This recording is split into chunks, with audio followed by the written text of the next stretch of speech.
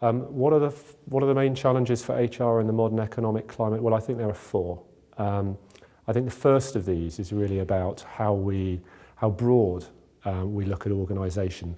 I think what we need to present now is a broad, holistic solution to organisational strategy that really sits underneath and delivers the strategy, the opportunity or the time for a more siloed approach where we look at recruitment, we look at reward, we look at development almost separately.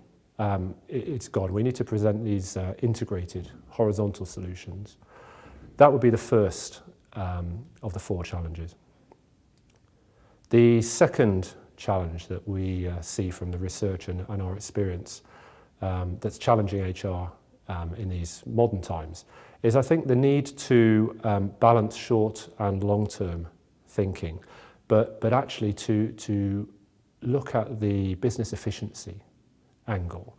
I think it's very important that HR is much more focused on business outcomes, that HR is really getting to grips with data and metrics in particular, and is much better able to create an obvious and tangible return on investment for its activities. And that really means looking at sources of complexity within organisations and inefficiency, but to do that in the context of some of the longer term strategic decisions that it needs to make. The third challenge for HR, I think, in the modern economic climate is actually, in a way, a return to some good old-fashioned values around a focus on the vital basics. Perhaps in some organisations, in our rush to be strategic, we've perhaps taken our eye off the ball on some of the vital basics, paying people on time, hiring people efficiently in relatively short lead times, performance management and the like, and some of the elements of policy and compliance as well. What we're seeing very strongly is a need to move into the strategic space and add value, but that has to be on a foundation of doing the basics really, really well. And actually what we find is HR functions who perhaps have some holes below the waterline on the basics find it really difficult to get traction on some of the more strategic elements, which are of equal importance. So I would recommend any HR function that feels it has some way to go in terms of consistency and accuracy on the basics to maybe put their own house in order first, and then to build a more strategic offer on that basis. I think when we come to the fourth and final challenge is really quite a general challenge that applies in a way to the previous three, which is to become much more pragmatic and commercial in the how of HR.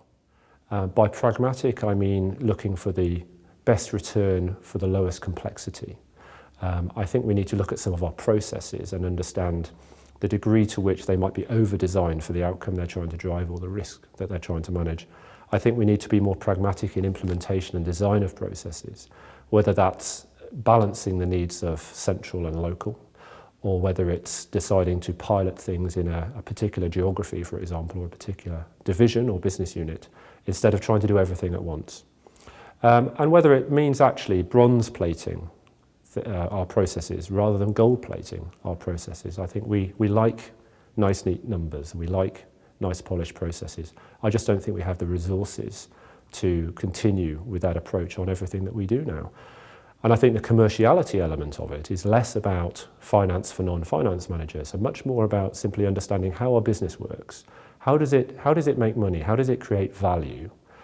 And what role, therefore, do I play in that value chain? And that should be context for everything that we do in HR. And it helps us decide between the things that we really need to do and the things perhaps that are just nice to have.